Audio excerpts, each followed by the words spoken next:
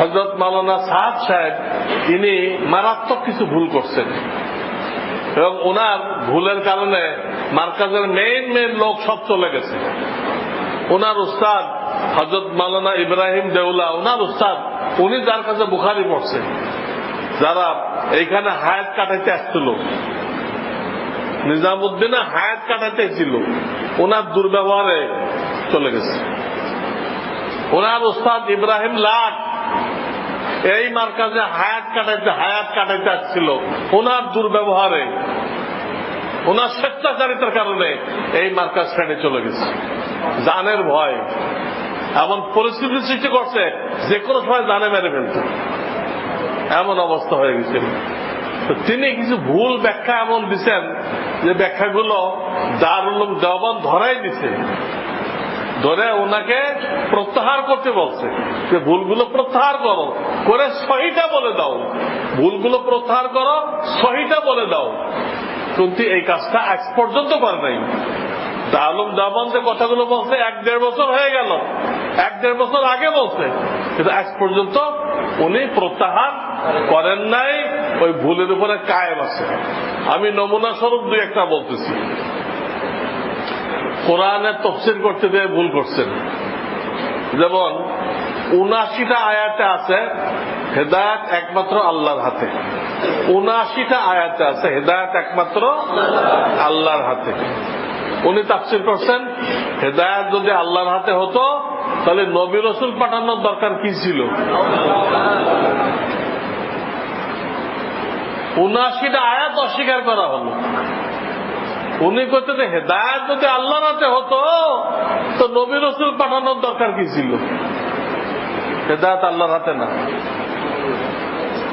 নবীজি কত চেষ্টা করছিলেন চাচাকে হেদায়েত দিতে, কালেমা পড়াইতে, পারছিল? পারে নাই। চাচা কালেমা পড়েন নাই, আবু তালেব কালেমা পড়েন নাই। হাদিসের ব্যাখ্যায় ভুল করছেন, হাদিসের ব্যাখ্যায় ভুল করছেন। কি ভুল করছেন? উনি একটা হাদিসের ব্যাখ্যা দিচ্ছেন, হাদিসে আছে যে কোরআনের একটা অক্ষর পড়লো, বুঝে পড়ুক আর না বুঝে পড়ুক 10টা নেকি হবে। মান করা হারফাম মিন কিতাবিল্লাহি ফালাহু হাসানা, বুঝে পড়ুক আর না বুঝে পড়ুক, যে কোনো একটা অক্ষর পড়লে কত নাকি। এবং নবীজি উদাহরণ দিচ্ছেন কি দিয়ে? আলিফ লাম মিম দিয়ে। কি দিয়ে উদাহরণ দিচ্ছেন? আলিফ লাম মিমের অর্থ কিয়ামত পর্যন্ত আল্লাহ রাসূল ছাড়া কেউ বুঝবে না। কিয়ামত পর্যন্ত আলিফ লাম মিমের অর্থ আল্লাহ রাসূল ছাড়া কেউ বুঝবে না, ওটা দিয়ে উদাহরণ দিচ্ছে। কেন? আল্লাহ রাসূল ওহীর দ্বারা জানতে পারছিলেন যে এমন একটা ফিতনা আসতেছে, কিছু লোক বলবে কোরআন অর্থ বুঝে পড়া ওয়াজিব, অর্থ বুঝে না পড়লে ওয়াজিব তরকের গুনাহ হবে। এটা ফিতনা আসতেছে, যাতে আপনি আলিফ লাম মিম দিয়ে উদাহরণ দেন, কারণ এটার অর্থ কেউ বুঝে না, কেউ বুঝবেও না। ওই ফিতনার জবাব দেওয়ার জন্য এইটা দিয়ে উদাহরণ দিচ্ছে। উনি এই হাদিসের ব্যাখ্যা করতে যেয়ে বলছেন যে হাদিসে বলা আছে পড়লেই 10 নাকি, অর্থ বুঝুক বা না বুঝুক। উনি বলতে যে অর্থ বোঝা ওয়াজিব, তাহলে সহি ব্যাখ্যা দিল না ভুল ব্যাখ্যা? ভুল ব্যাখ্যা দিচ্ছে। আবার উনি কি করেন? জাল হাদিস বয়ান করেন। অনেক জাল হাদিস ওনার বয়ানে পাওয়া যায়, এগুলো পরে আসতেছে। জাল হাদিস বয়ান করেন, ভুল মসলা বয়ান করেন। উনি কয়েক জায়গায় জানাজা পড়াইছে, প্রত্যেক তকবীরের সাথে হাত তুলছে। জানাজা নামাজে 4 তাকবীর না, পয়লা তকবীরে হাত তুলতে হয়, পরের 3টা কি তুলতে হয়? সবগুলো তুলছে। তো মসলাও ভুল দেন, মসলাও কি দেন? ভুল দেন। উনি নবীদের ভুল ধরছেন। নবীদের জীবনী পড়তে হয় আমল করার জন্য, ভুল ধরার জন্য নবীদের জীবনী পড়া জায়েজ নেই। তারা নিষ্পাপ, মাসুম। নবীরা নিষ্পাপ, মাসুম। তাদের জীবনী পড়তে হবে, যা পড়বেন আমল করবেন, ভুল ধরার নিয়েতে পড়তে পারবেন না। কারণ ভুল নেই তো, ভুল নেই। সেখানে উনি মুসা নবীর ভুল ধরছেন, ইউনুস নবীর ভুল ধরছেন, ইউসুফ নবীর ভুল ধরছেন, হ্যাঁ, জাকারিয়া নবীর ভুল ধরছেন, আমাদের নবীর ভুল ধরছেন। সবটা ব্যাখ্যা দিতে গেলে সময় লাগবে। জাকারিয়া নবীর কি ভুল ধরছেন? উনি কাফেরদের তাড়া খেয়ে গাছের আশ্রয় নিয়েছিলেন কেন? এটা ঠিক হয় নাই, ওনার ভুল ধরছে। আরে দুনিয়াতে বিপদে পড়লে বৈধ যা কিছু করার তা তো করতে হবে, কিন্তু তাওয়াক্কুল রাখতে হবে কোথায়? আল্লাহর উপরে। আমাদের নবী হিজরতের সময় 3 দিন এক পাহাড়ে লুকাইছিলেন না? এটা কি ভুল? দেখি সেরেক হয়েছে? তুমি আল্লাহ সাহায্য বাদ দিয়ে পাহাড়ে লুকাই থাকলেন কেন? জাকারিয়া নবী যদি গাছের আশ্রয় নিয়ে থাকে, আমাদের নবী তো পাহাড়ের গুহায় আশ্রয় নিয়েছিলেন। জাকারিয়া নবীটা ভুল হলে তা আমাদের নবীটাও তো ভুল হয়ে গেল। নাউযুবিল্লাহি মিন যালিক। নবীদের ভুল ধরছেন। আবার কি করছেন? ওলামাদেরকে বেইজ্জত করছেন, ওলামাদেরকে বেইজ্জত করছেন। উনি বয়ানে বলছেন যেসব ওলামারা বেতন নিয়ে ইমামতি করে বা মাদ্রাসায় পড়ায়, তাদের এই বেতন হালাল হবে না, এবং তারা তাদের আগে বেশ্যারা বেচতে যাবে। যেসব আলেমরা বেতন নিয়ে দিনের কাজ করে, এই বেতনটা হালাল না, তারা দুনিয়ায় মত্ত হয়ে গেছে, এবং তাদের আগে বেশ্যারা বেচতে যাবে। এটা কি কথা? যেখানে বুখারী শরীফের হাদিসের মধ্যে আসছে, ইন্না আহাক্কা মা আখাযতুম আলাইহি আজরান কিতাবুল্লাহ। বুখারী শরীফ প্রথম খণ্ড বাবুর রুকিয়া। বুখারী শরীফ প্রথম খণ্ড বাবুর রুকিয়া। ইন্না আহাক্কা মা আখাযতুম আলাইহি আজরান কিতাবুল্লাহ। তোমরা যত কিছুর বিনিময় নাও, তার মধ্যে সবচেয়ে উত্তম বিনিময় নেওয়া হয় কোরআনের তালিম দিয়ে। যে বিনিময় নেওয়া হয় সেটা আল্লাহ নবীর হাদিস বুখারী শরীফে আছে। তো বুখারী শরীফে বলতেছে বিনিময় নেওয়া হয় তো সবচেয়ে বরকতওয়ালা বিনিময়। কোরআনে যে বিনিময় নেওয়া হয়, বেতন নেওয়া হয়, তো সবচেয়ে বরকতওয়ালা। আসলেও কিন্তু বরকতওয়ালা। দুনিয়াদাররা বেতন পায় 50,000 টাকা, 20 তারিখে শেষ। আর আমরা হুজুররা পাই 10-15,000 টাকা, আমাদের পুরো মাস চলে। এই হাদিসের নবী বললেন যে তোমরা যত কিছুর বিনিময় নাও, সবচেয়ে উত্তম জিনিস হলো কোরআন, ওটার বিনিময় নাও, মানে কোরআন তালিম দিয়ে বেতন নাও। এই জন্য চারো মাযহাবে কোরআন পড়ে ইমামতি করে পয়সা নেওয়া হালাল। আর উনি করতেছে এই পয়সাটা হালাল না, এদের আগে বেশ্যারা বেচতে যাবে। তাহলে উনি যে আলেম হলেন, ওনার ওই হুজুরা তো বেতন নাই, ওনার হুজুরা তো কি নাই, তাদের আগে বেশ্যারা বেচতে যাবে। বেশ্যারা বেচতে যাবে কিনা তার তো ঠিক নেই, আর তাদেরকে হুজুরদের আগে পাঠাই দিচ্ছে। এদেরকে এতে ওলামাদেরকে ছোট করা হলো না? টঙ্গীর ময়দানে এই বয়ানটা হয়েছে, টঙ্গীর ময়দানে এই বয়ান করে যেসব আলেমরা বিনিময় নেয়, তারা বেশ্যাদের পরে বেচতে যাবে। তাহলে পাবলিকের দিলের মধ্যে ওলামাদের ভক্তি থাকে? তারা চিন্তা করে আমাদের ইমাম সাহেব তো বিনিময় নেয়, আমাদের মাদ্রাসার হুজুরও তো বিনিময় নেয়, তাই তো ওই বিনিময় যায় নেই, এবং এনাদের আগে বেশ্যারা বেচতে যাবে। এই কথা শুনলে পাবলিকের দিলের মধ্যে ওলামাদের প্রতি ইজ্জত থাকে? সব ইজ্জত নষ্ট হয়ে যায়। এই ধরনের কথা কেন বলবে? আর এটা কোন হাদিসে আছে? কোন হাদিসে এই কথা নেই যে ওলামাদের বিনিময় নেওয়াটা হারাম এবং বেশ্যারা তাদের আগে বেচতে যাবে। জাল হাদিসের আছে, জাল হাদিসের মোটা মোটা কিতাব আছে, মানে জাল হাদিস জমা করা হয়েছে, যেগুলো হাদিসের নামে চালু করে দিছে, আসলে কি না হাদিস না, চালু করে দেওয়া হয়েছে। ওই কিতাব এটা আছে, তার মানে কিনা জাল হাদিস। তো উনি হাদিস বয়ান করতে যে কোনটা আসল হাদিস কোনটা জাল হাদিস পার্থক্য করতে পারে না। এলেন এত অপরিপক্ক, জাল হাদিস আর আসল হাদিস পার্থক্য করতে পারে না, জাল হাদিসও বয়ান করে দেয়, দিলে ওলামাদের ইজ্জত নষ্ট হয়ে যায়। ওলামারা জনগণের সামনে কি হয়ে যায়? বেইজ্জত হয়ে যাবে।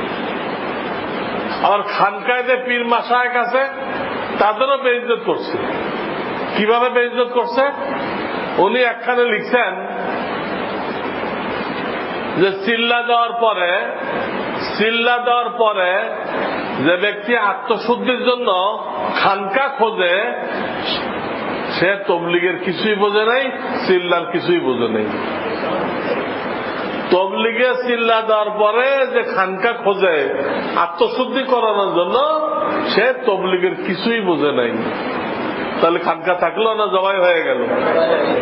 হ্যাঁ। আর এক জায়গায় উনি বয়ান করছেন যে মসজিদ ভিত্তিক যে দাওয়াতের কাজ হয় একমাত্র এইটা হলো দ্বীনের কাজ।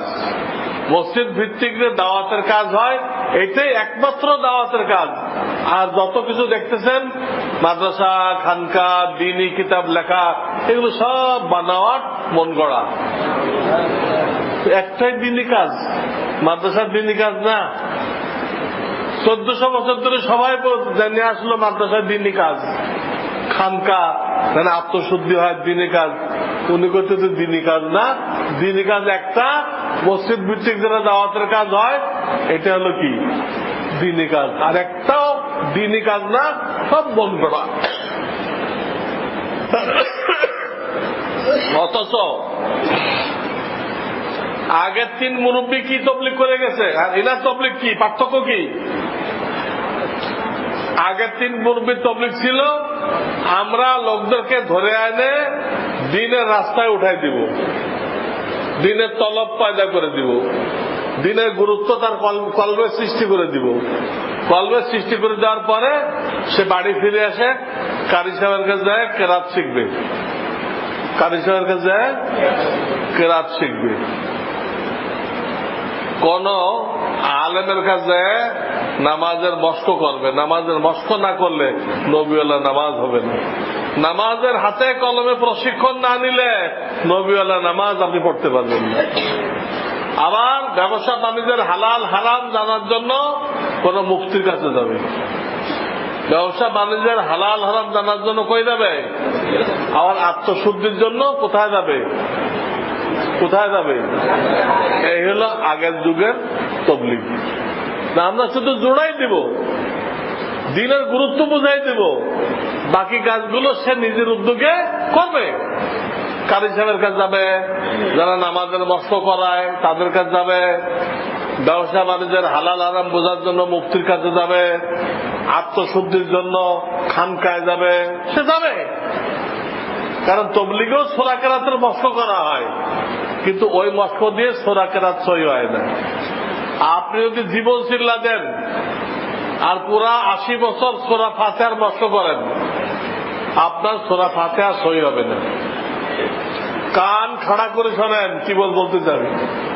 80 বছর জীবন চিল্লা দিলেন এবং 80 বছর পর্যন্ত সূরা ফাতিহার মস্ক করলেন তবলিগে, আপনার সূরা ফাতিহা সই হবে না। একজন দেখান আমাকে তবলিগটা, একটা লোক দেখান, এই লোক 80 বছর চিল্লা লাগাইছে, এর ফাতিহা সই হয়ে গেছে, দেখাতে পারবেন না। তাহলে ওখানে মস্ক হয় কেন? ওখানে মস্ক হয় অনুভূতি সৃষ্টি করার জন্য যে আমার মধ্যে ভুল আছে। সহি করার জন্য তবলিগে মস্ক হয় না, অনুভূতি সৃষ্টি করার জন্য মস্ক হয়। তখন সে বাড়ি এসে কারি সাহেবের কাছে মস্ক করে। কারণ মস্ক করার ফর্মুলা আছে, অক্ষর 29টা অক্ষর সহি শুদ্ধ করে পড়তে হবে, অক্ষরের মাখরাজ জানতে হবে, অক্ষরের সিফাত জানতে হবে, মদ, গুন্না, ইজাদ, ইকফা, কলব জানতে হবে। কারি সাহেবরা ওই নিয়মে পড়ায়, তখন সহি হয়ে যায়। তবলিগে এগুলো পড়া হয়, মাখরাজ শেখানো হয়, তবলিগের সিফাত শেখানো হয়, যে র শক্ত না নরম, জিম শক্ত না নরম, তবলিগে শিক্ষা দেওয়া হয়। নিয়মতান্ত্রিক কারি সাহেবরা শেখে। ওখানে কিছু মস্ক রাখা হয়েছে অনুভূতি সৃষ্টি করার জন্য। ওই অনুভূতি নিয়ে সে বাড়িতে ফিরে এসে কোন কারি সাহেবের কাছে কেরাত শিখবে। কোন খানকায় দেয় আত্মশুদ্ধি করবে, দাওয়াতুল হকে দেয় নামাজের মশক শিখবে, মুফতির কাছে দেয় হালাল হারাম শিখবে। এই হলো আগের 3 মুরব্বীর কথা। আগের 3 মুরব্বীকে হযরত মাওলানা ইলিয়াস রহমাতুল্লাহ আলাইহি, হযরত মাওলানা ইউসুফ রহমাতুল্লাহ আলাইহি, হযরত মাওলানা ইনামুল হাসান রহমাতুল্লাহ। 3 মুরব্বীর ধারা হলো এই। আর ইনার ধারা কি? ইনার ধারা হলো আমাদের এই তাবলীগ, this is complete package, this is complete package. আমার এই তাবলীগ হলো কমপ্লিট প্যাকেজ। এখানে সময় লাগাও, এখানে সময় লাগালে কোরআন সহি হয়ে যাবে, তুমি মাসলা মাসালার দিক দিয়ে মুফতি হয়ে দেবা, তুমি নামাজ শিক্ষার দিক দিয়ে দাওয়াতুল হক হয়ে দেবা, তুমি খানকার পীরের মতো কি হয়ে দেবা, মাশায়েখ হয়ে দেবা। চিল্লা লাগায় কে মাশায়েখ হয়েছে? চিল্লা লাগায় কেউ অন্তরের 10টা রোগের নামও তো বলতে পারে না। 10টা রোগের চিকিৎসক হওয়া তো দূরের কথা, 10টা রোগের নামও বলতে পারে না। তাহলে কমপ্লিট প্যাকেজ কিভাবে হলো? উনি তাবলীগকে বলতেছে কমপ্লিট প্যাকেজ। এখানে খানকা খোঁজার দরকার নেই, মুফতি খোঁজার দরকার নেই, দাওয়াতুল হক খোঁজার দরকার নেই, কারি সাহেব খোঁজার দরকার নেই, সব তাবলীগে আছে। তো সব যদি তাবলীগে থাকে তাহলে একটা আয়াত নাযিল করলে হতো। 30 পারা নাযিল করছে কি হচ্ছে? 30 পারা কোরআন নাযিল করছে কেন? একটা আয়াত নাযিল করছে দাওয়াত, দাওয়াত দাও, দাওয়াত দিয়ে পুরা দিন হয়ে যাবে। তো এনার তাবলীগ আগে 3 জনের সাথে মিললো? আগে 3 জন তো দিনের সাথে লাগাই দিয়ে সব জায়গায় যাইতে কইছে, আর ইনি কইছে কোথাও যেতে পারবা না। তাহলে সমস্যা কি দাঁড়াইছে? কোথাও যেতে পারবা না, এটাই কমপ্লিট। তাহলে একটা লোক যে জান মালের কুরবানি করে, বহু দেশ সফর করে, এই এত জান মাল লাগানোর কারণে, এত বিদেশ সফর করার কারণে তার ভিতরে একটা রোগ পয়দা হয়। কি? অহংকার। বড় আলেম হইলে অহংকার পয়দা হয়, বেশি মাল হইলে অহংকার পয়দা হয়, বেশি কুরবানি করলে জানমালের তখনও কি হয়? অহংকার পয়দা হয়। এই যে তার ভিতরে অহংকার পয়দা হলো, এখন ইনি তো কোন খানকায় যাকে দিচ্ছেন না, তাহলে এই অহংকারটা চিকিৎসা করবে কোন জায়গায়? এই অহংকার নিয়ে এসে দাওয়াত দিচ্ছে, তো অহংকার আরো বেড়ে যাচ্ছে। রোগ নিয়ে যখন দাওয়াত দেয়, এই লোকের উদাহরণ হলো যার দাস্ত, তাকে আরো বিরিয়ানি খাওয়ানো হয়েছে, আরো ডিম খাওয়ানো হয়েছে, আরো ঘি খাওয়ানো হয়েছে। যার দাস্ত তারা আগের ঘি খাওয়াইলে কি দাস্ত ভালো হয়ে যায়? ওই লোকের এমনি দাস্ত, তার অহংকার, সে অহংকার নিয়ে আরো দাওয়াতের কাজ করছে। দাওয়াতের কাজ তো বিরিয়ানি, আরো আরো দাওয়াতের কাজ করে অহংকার আরো বেড়ে গেছে। এই জন্য এই লাইনে যারা বেশি কুরবানি করছে, সবচেয়ে যারা পুরানা সাথী, তারা দেখবেন আলেমদের কাছে আসতেছে না। ওই অহংকারের কারণে আলেমদের কাছে আসতেছে না।